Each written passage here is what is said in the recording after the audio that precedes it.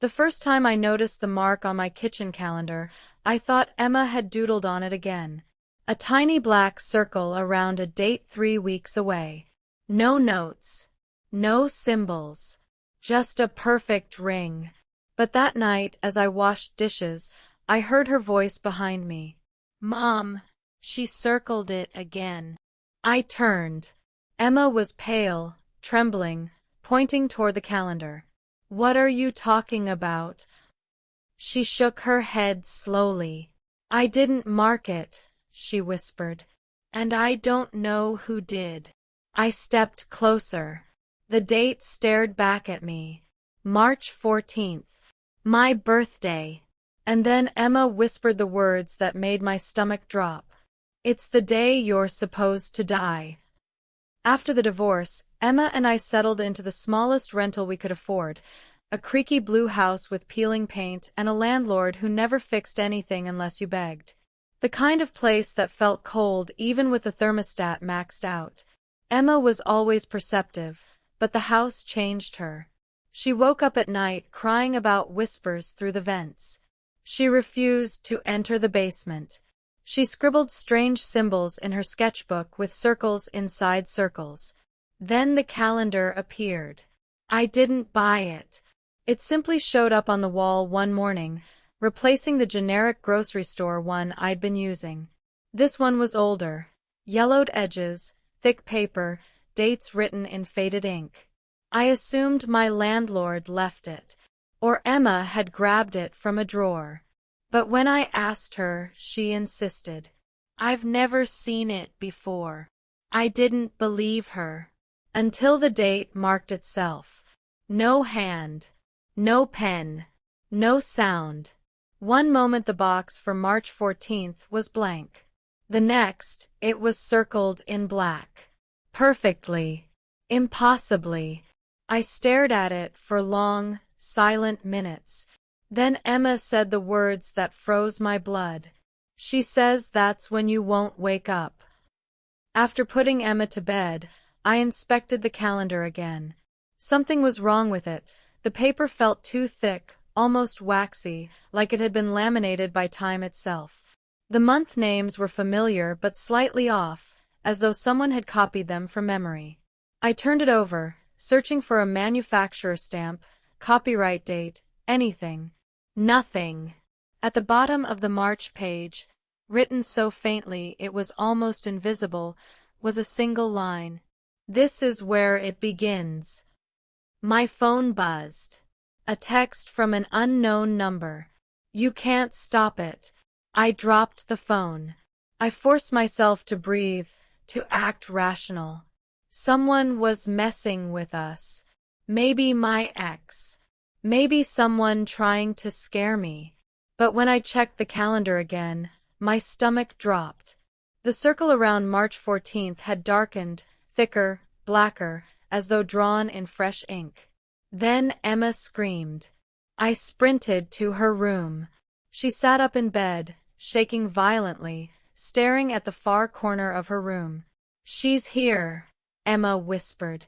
"The woman who crossed off your days." My heart ricocheted through my ribs. "What woman?" Emma's voice cracked. "The one who watches you sleep." The next morning, I bought a new calendar and replaced the old one. I threw the strange one into the outside garbage bin and drove Emma to school early. When I returned, something icy crawled up my spine. The old calendar was hanging on the wall again. The new one was gone. And the circle around March 14th had been joined by another mark, a diagonal slash through the date, like it was being crossed off. That night, I installed cameras. I needed proof. Something logical. Something real. I placed one facing the kitchen calendar. At 3:07 a.m., Emma burst into my room, crying. "She keeps saying it," she sobbed. "She keeps saying you won't make it past the marked day." I held her as long as I could. Eventually, she fell back asleep in my arms. At dawn, I checked the camera footage. The calendar was blank at midnight. Then, at 2:46 a.m., the footage glitched, just static, distorting in a slow wave across the screen. When it cleared, the date was no longer just circled. It was circled twice, and underneath it, in small, childlike handwriting, "Soon." I replayed the footage again and again, trying to see a hand, a shadow, anything. There was nothing. It simply appeared. I went to the library, digging through old local records, desperate for some pattern, some explanation. After an hour of searching, I found it. A woman named Lydia Croft had lived in our house 30 years earlier. A quiet mother. A schoolteacher. She died on March 14th, suffocating in her sleep. Her daughter had drawn calendars obsessively after her death, calendars with a specific date circled over and over.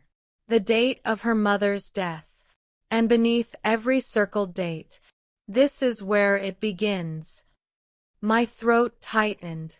When I returned home, the house felt wrong. Heavy. Watching. Emma sat at the kitchen table, staring at the calendar. "She talked to me while you were gone," she said quietly. I sat down slowly. "What did she say?"